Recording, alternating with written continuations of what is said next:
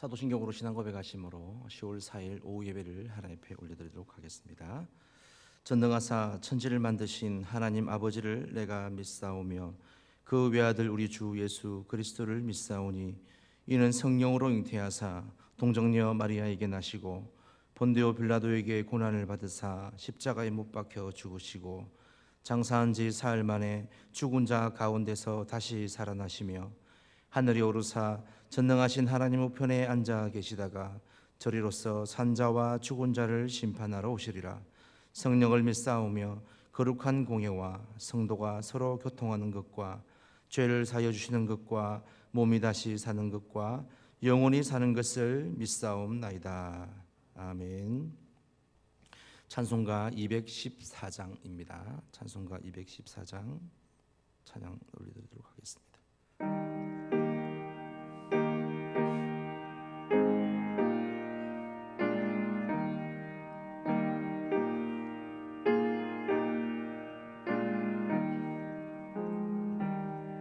나 주의 도움 받고자 주 예수님께 빕니다. 그 구원 허락하시사 날 받아주소서.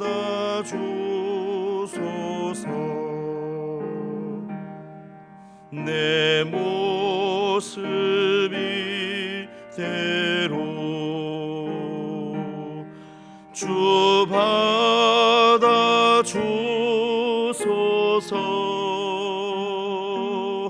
날 위해 돌아가신 주 날 받아주소서.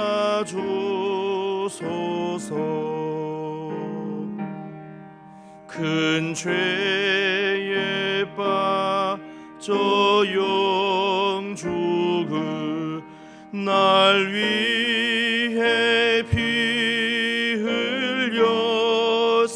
흘렸으니 주 형상대로 빚으사 날 받아주소서.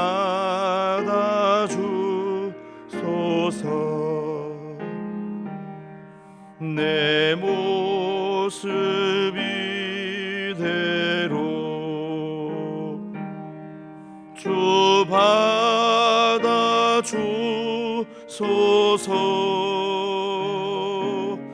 날 위해 돌아가신 주 날 받아주소서.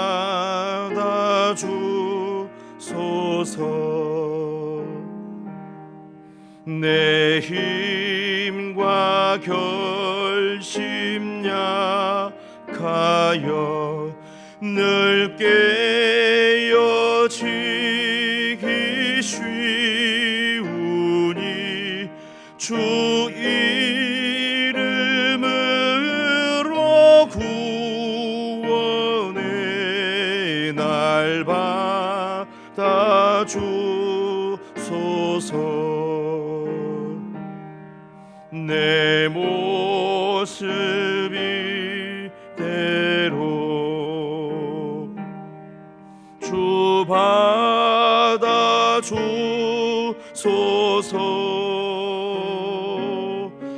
날 위해 돌아가신 주 날 받아주소서.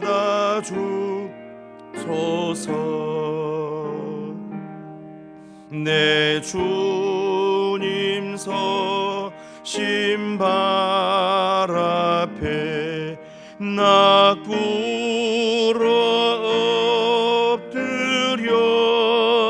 엎드렸으니 그 크신 역사 이루게 날 받아주소서.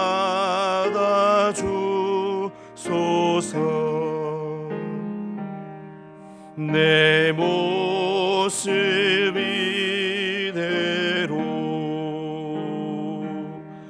주 주 받아 주소서.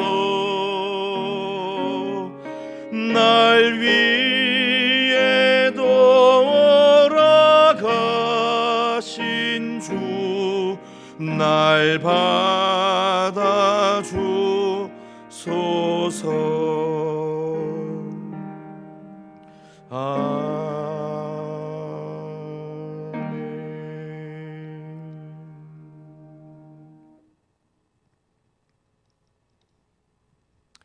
오늘 우리에게 주신 하나님의 말씀은 창세기 26장 1절로 12절부터 25절까지 말씀입니다. 창세기 26장 12절부터 25절까지 말씀, 우리 하나님 말씀 한 절씩 교독하겠습니다. 제가 먼저 11절 읽겠습니다. 이삭이 그 땅에서 농사하여 그 해에 100배나 얻었고 여호와께서 복을 주심으로 그 사람이 장대하고 왕성하여 마침내 거부가 되어 양과 소떼가 떼를 이루고 종이 심이 많음으로 블레셋 사람들이 그를 시기하여 그 아버지 아브라함 때에 그 아버지의 종들이 반 모든 우물을 막고 흙으로 메웠더라. 아비멜렉이 이삭에게 이르되 내가 우리보다 크고 크게 강성한즉 우리를 떠나라. 이삭이 그곳을 떠나 그랄 골짜기에 장막을 치고 거기에 거류하며 그 아버지 아브라함 때에 팠던 우물들을 다시 팠으니 이는 아브라함이 죽은 후에 블레셋 사람이 그 우물들을 메웠음이라. 이삭이 그 우물들의 이름을 그의 아버지가 부르던 이름으로 불렀더라. 이삭의 종들이 골짜기를 파서 샘 근원을 얻었더니 그랄 목자들이 이삭의 목자와 다투어 이르되 이 물은 우리의 것이라 하매 이삭이 그 다툼으로 말미암아 그 우물 이름을 에색이라 하였으며 또 다른 우물을 팠더니 그들이 또 다툼으로 그 이름을 신나라 하였으며 이삭이 거기서 옮겨 다른 우물을 팠더니 그들이 다투지 아니하였으므로 그 이름을 르호봇이라 하여 이르되 이제는 여호와께서 우리를 위하여 늙게 하셨으니 이 땅에서 우리가 번성하리로다 하였더라. 이삭이 거기서부터 브엘세바로 올라갔더니 그날 그 밤에 여호와께서 그에게 나타나 이르시되 나는 내 아버지 아브라함의 하나님이니 두려워하지 말라. 내 종 아브라함을 위하여 내가 너와 함께 있어 내게 복을 주어 내 자손이 번성하게 하리라 하신지라. 이삭이 그곳을 제단에 쌓고 여호와의 이름을 부르며 거기에 장막을 쳤더니 이삭의 종들이 거기서도 우물을 받더라. 다 같이 읽겠습니다.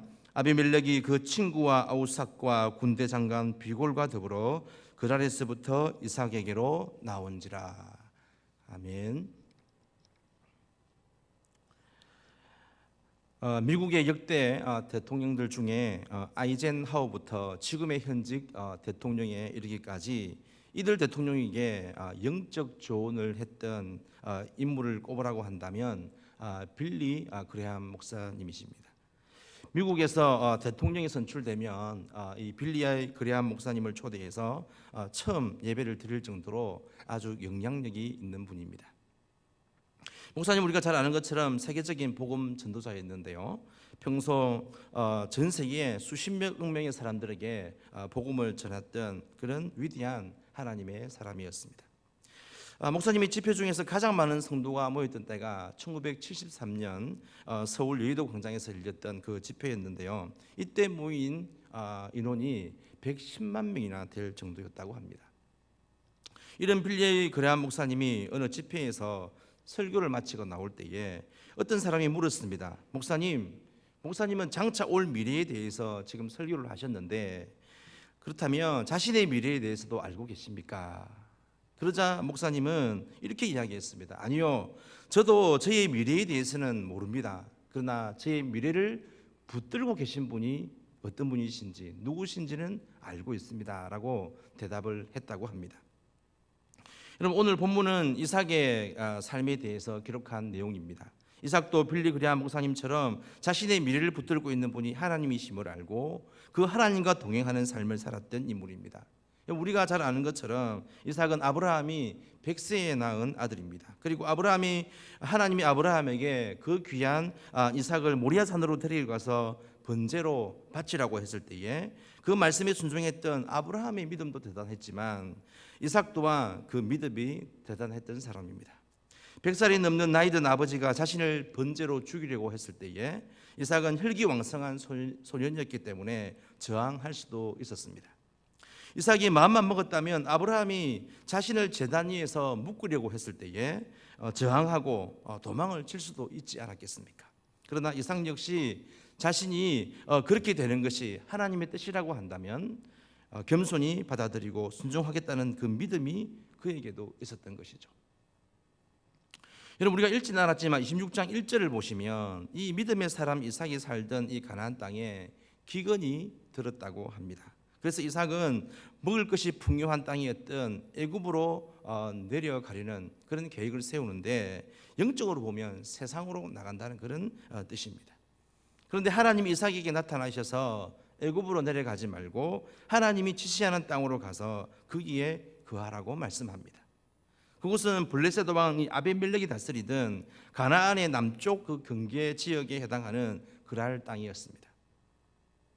하나님은 아브라함에게 이 가나안이라는 땅을 약속해 주셨는데, 그런데 그 가나안 땅에 흉년이 들고 기근이 들어서 더 이상 먹고 살 수가 없게 된 것이죠. 그런데도 하나님은 이삭에게 가나안을 떠나지 말라라고 하십니다. 먹을 것이 많았던 애굽으로 내려가지 말고 약속의 땅에 계속해서 머물러 있으라고 한 것이죠. 여러분, 분명히 이삭에게는요 어려운 결정이었을 것입니다. 왜냐하면 이삭이 지금의 상황을 판단을 해보니까 지금 가나안에 계속 머물러 있다가는 모두 굶어 죽을 수밖에 없는 그런 상황이라고 판단을 했던 것이죠. 반드시 애굽으로 가야지만 먹고 살 수 있을 것 같았습니다. 그래서 인간의 눈으로 보면 애굽으로 내려가는 것이 당연했을지도 모릅니다. 그런데도 하나님은 이삭에게 애굽으로 내려가지 말고 내가 내게 지시하는 땅에 거하라고 말씀합니다.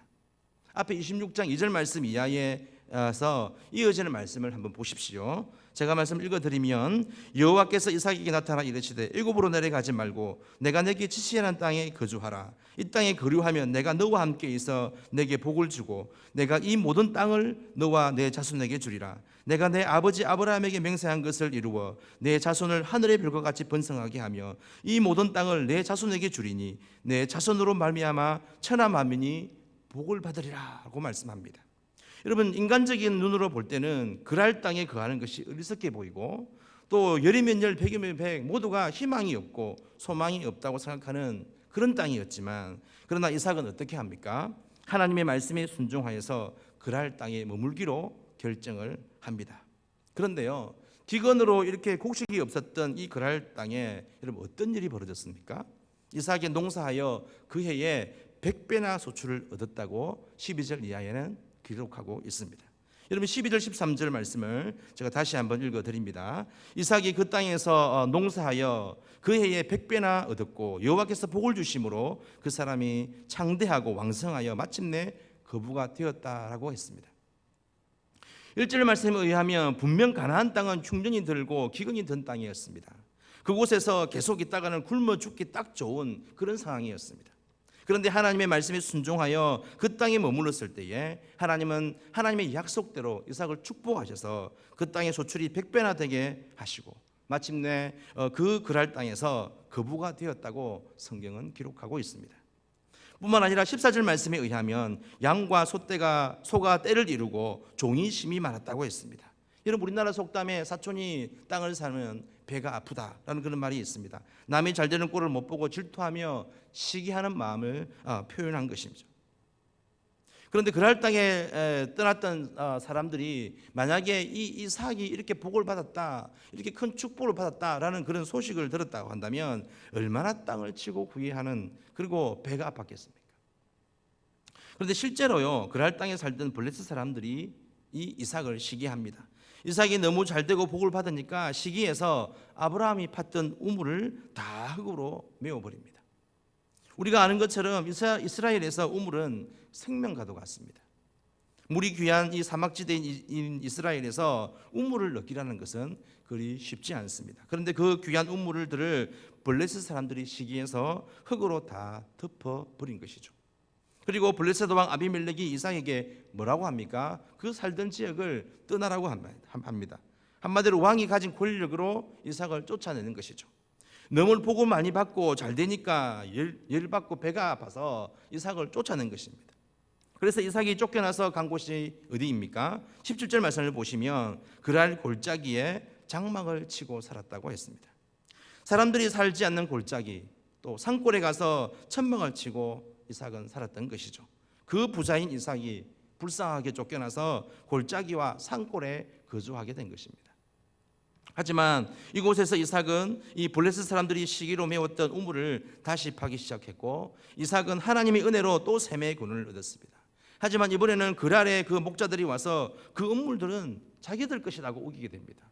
그렇게 했을 때에 그 이삭은 그 우물도 양보하게 됩니다. 이렇게 우물을 파고 다시 우물이 덮여지고 하는 이런 이 상황들이 몇 번이나 그렇게 반복되었지만, 그럼에도 이삭은 자기가 판 그 우물을 늘 양보했습니다. 여러분, 신기하지 않습니까? 우리가 중동 지역을 생각해 보면 기름이 많이 나는 그런 곳일지는 몰라도 물을 얻기라는 것은 쉽지 않습니다. 무엇보다 우물을 발견한다는 것은 거의 있을 수 없는 일입니다. 그런데도 이삭이 파는 곳마다 우물이 나옵니다. 샘이 터졌습니다. 사실 26장 전체 속에서 아버지 아브라함이 판 우물까지 다 이렇게 합치면 이삭이 판 우물의 개수가 7개나 되어 있습니다. 그래서 이삭의 별명이 우물 파는 남자다라는 그런 별명도 있지 않습니까? 그런데도 한 번, 두 번도 놀랄만한 일인데, 이삭이 우물을 파는 곳마다 샘이 터졌습니다. 이런 이삭의 모습을 보고 사람들이 더 이상 이삭을 괴롭히지 않았다라고 그렇게 말씀하고 있는 것이죠. 여러분, 왜 그렇게 했습니까? 그들이 이삭과 함께 하시는 하나님을 보았기 때문에 그렇습니다. 26절에 보니까 이삭을 이 그랄 골짜기로 쫓아냈던 이 블레셋 왕이었던 이 아비멜렉이 친구와 그 군대 장관과 함께 이삭을 찾아온 그 이유를, 그 내용을 보면 우리는 알 수 있습니다. 여러분, 28절과 29절 말씀을 통해서 그 이야기를 한번 들어보시면 좋겠습니다. 28절입니다. 그들이 이르되 여호와께서 너와 함께 계심을 우리가 분명히 보았으므로 우리의 사이 곧 우리와 너 사이에 맹세하여 너와 계약을 맺으리라 말하였노라. 너는 우리를 해하지 말라. 이는 우리가 너를 범하지 아니하고 선한 일만 내게 행하여 내가 평안히 가게 하였음이니라. 이제 너는 여호와께 복을 받은 자니라 라고 그렇게 이야기합니다. 여러분, 분명 블레셋 왕이 이삭보다 훨씬 더 힘도 세고 권력도 있는 자 아니었습니까?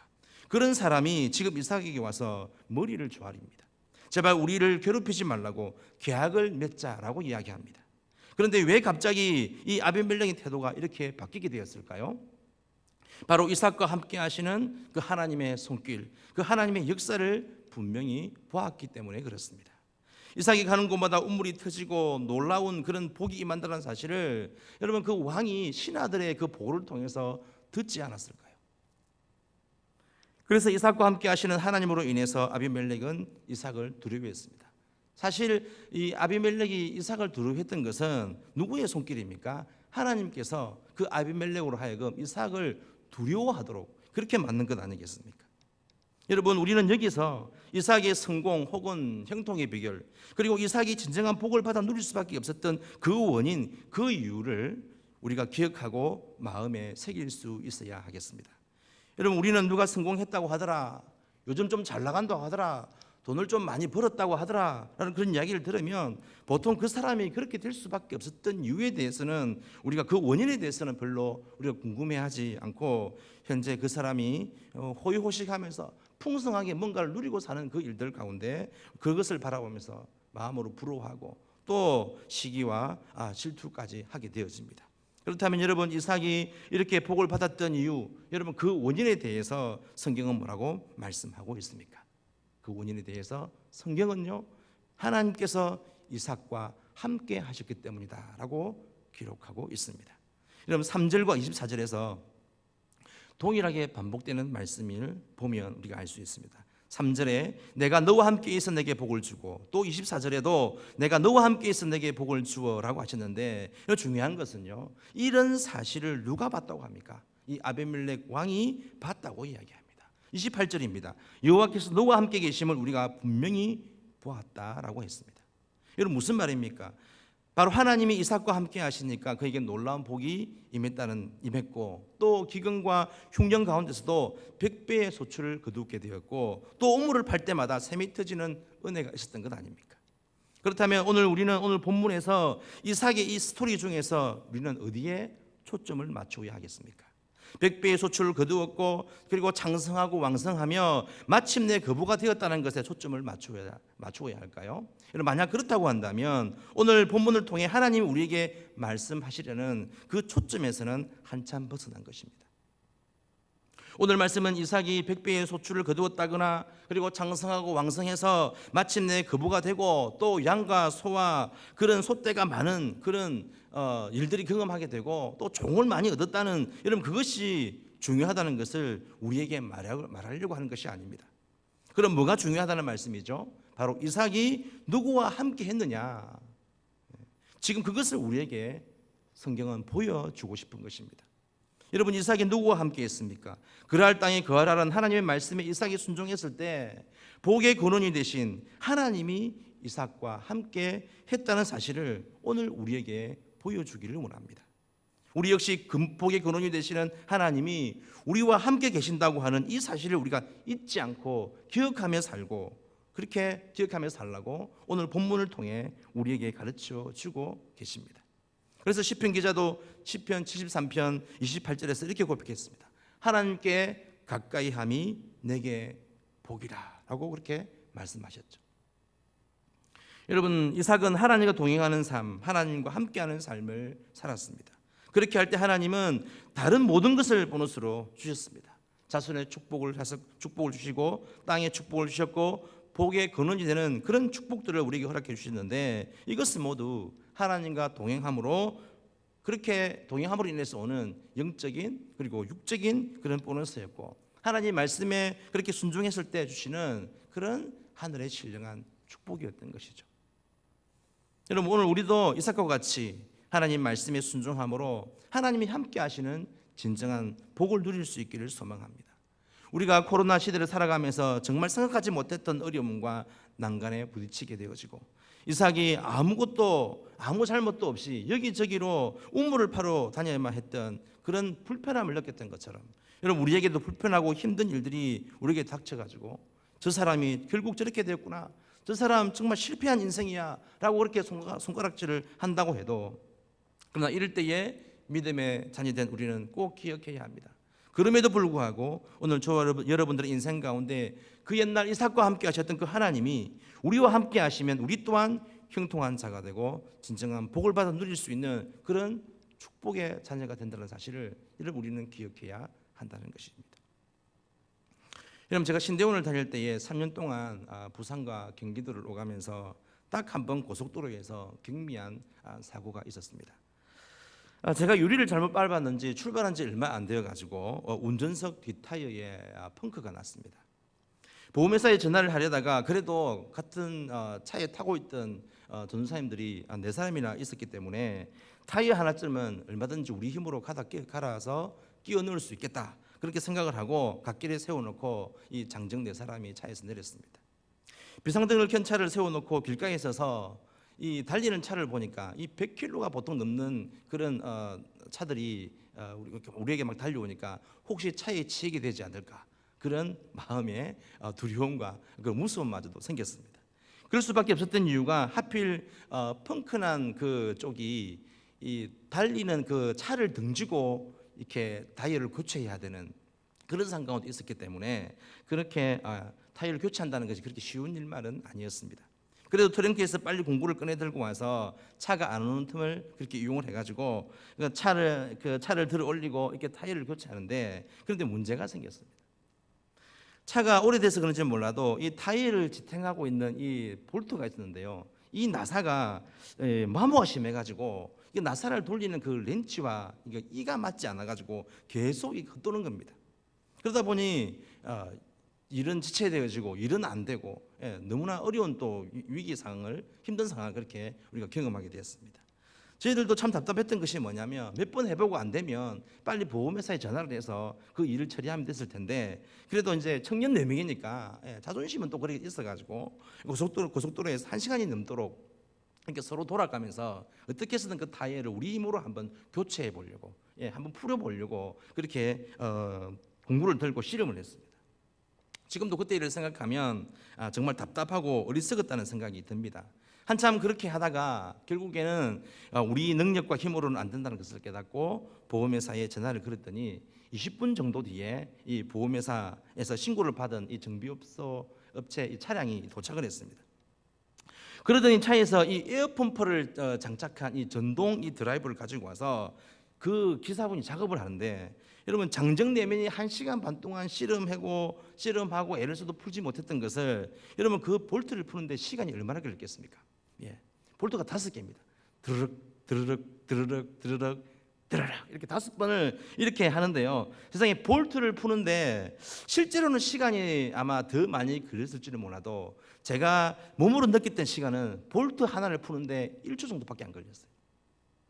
볼트가 5개 있는데 그 볼트 푸는데 단 5초 정도밖에 걸리지 않았을까 하는 그런 느낌이 들었습니다.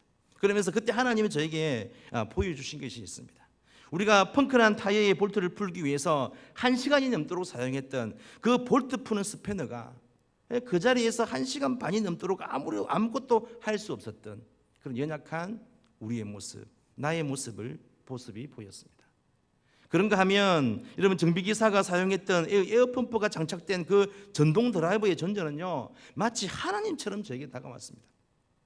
그래서 제 마음에 드는 마음이 그렇지, 우리 하나님의 존재가 나에게 또 우리에게 저 전동 드라이버 같은 그런 분이시지라고 하는 그런 음성이 저에게 확 다가왔던 것이죠.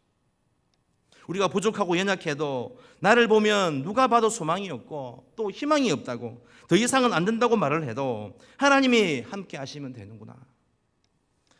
내가 하나님 편에 서 있고 하나님이 나와 함께 하시면 마치 손바닥을 뒤집듯이 상황을 역전시키시는 분이 바로 내가 믿는 하나님이시구나 하는 것을 깨닫게 해주셨습니다.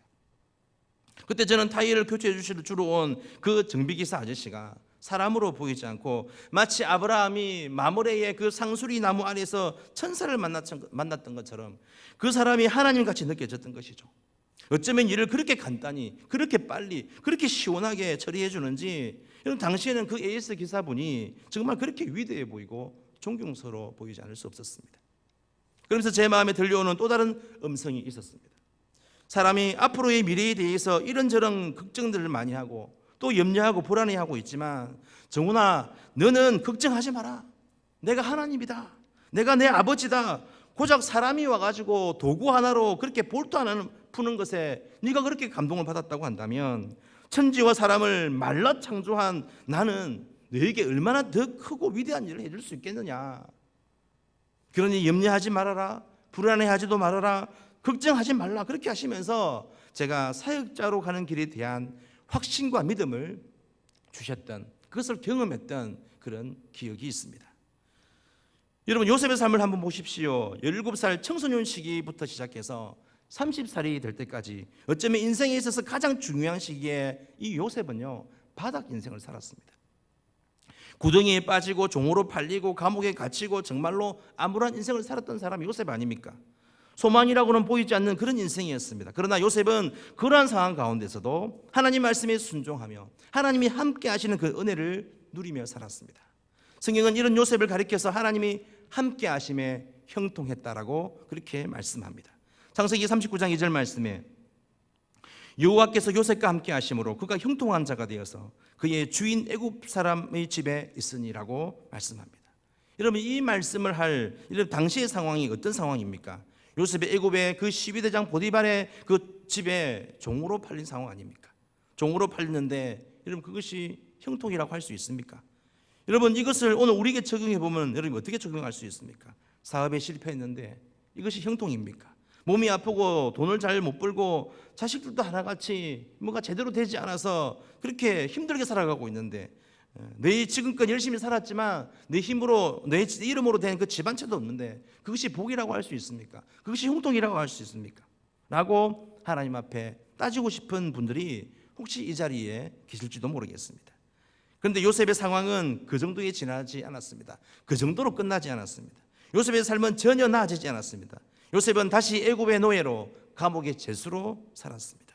그런데도 성경은 요셉에 대해서 어떻게 기록하고 있습니까? 요셉이 하나님과 함께 하심에, 하나님이 요셉과 함께 하심에 형통하였더라고 말씀하고 있습니다. 여러분, 그렇다면 성경이 말하는 형통의 기준은 뭡니까? 바로 하나님이 함께하는 것이 우리가 진정한 복을 누릴 수 있는 것이며 형통한 삶을 살아갈 수 있는 그런 조건이 되어지는 것이죠. 내가 하는 일이 잘 되고 날마다 좋은 환경에서 좋은 일이 일어나는 것이 형통이고 복이 되는 것이 아니라 하나님이 함께 하시는 것이 진정한 복이라고 성경은 우리에게 말씀합니다. 요셉이 최악의 상황에서 가운데서도 하나님과 함께하는 그런 복을 누리며 살았던 이유가 바로 여기에 있습니다.